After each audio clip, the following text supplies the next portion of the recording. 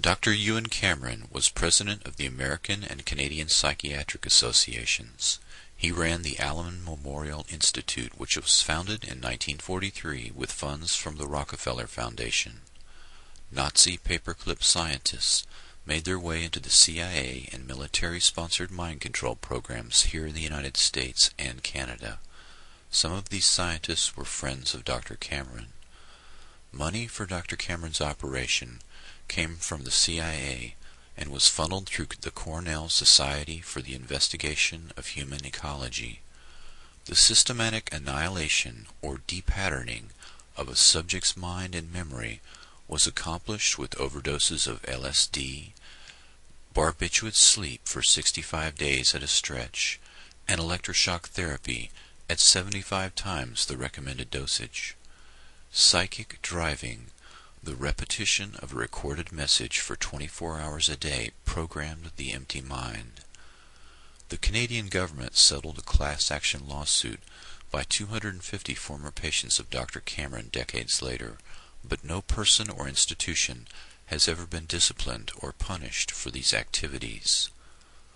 Linda MacDonald was 25 years old in 1963 when Dr. Cameron treated her for mild postpartum depression. She received 102 electroshock therapy treatments, 80 days of drug-induced sleep, and emerged completely depatterned, essentially like a newborn, totally incontinent, unable to state her name or recognize her husband and children. She had to relearn how to drive, cook, read, and use a toilet. Eventually, unlike many of Dr. Cameron's patients, she made a fairly complete recovery. Dr. Cameron was the premier psychiatrist of the 20th century. He had studied Nazi scientists at the Nuremberg trials and later replicated many of their methods and sought their assistance in the race to control the human mind. Dr. Cameron's mind control experiments were one program out of many programs run by the CIA, Navy, Air Force, Army, and others. Although many parallel programs were occurring in the United States, none of them were ever discovered or prosecuted. These programs were run by Dr. Morse Allen, Dr. L. Wilson Green, Dr. Martin T. Orne, Dr. Stephen Aldrich, Dr. James Hamilton, and others. These American and foreign-born programmers were supervised by Dr. Sidney Gottlieb, who was in turn supervised by Richard Helms and the director of the CIA, Allen Dulles.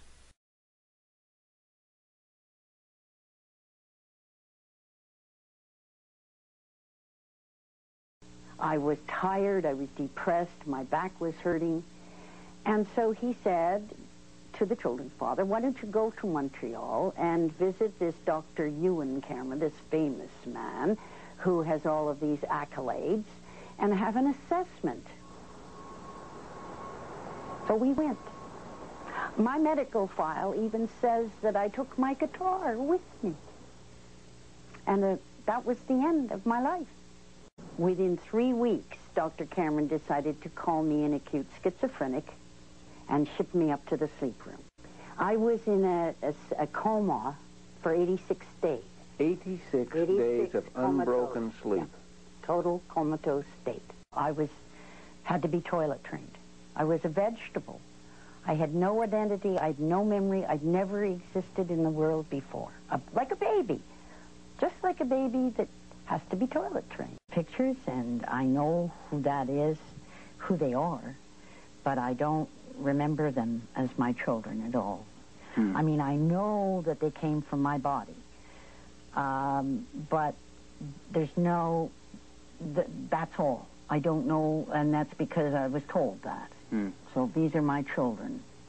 I'm stubborn, too. It got to the point where every time, whether it was John Crosby or Raina Titian or then the Honorable Kim Campbell, it got to be, you guys, we're gonna stay alive. And I said that to Brian Mulrooney, too. If you think I'm going away, you've got another thing coming.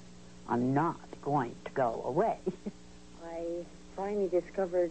Linda MacDonald would hound the federal government for 4 years before finally in 1992, Ottawa grudgingly agreed to compensate her and some of Dr. Cameron's other victims $100,000 each in exchange for signing away the right to sue the government or the hospital. But it was an ambiguous victory.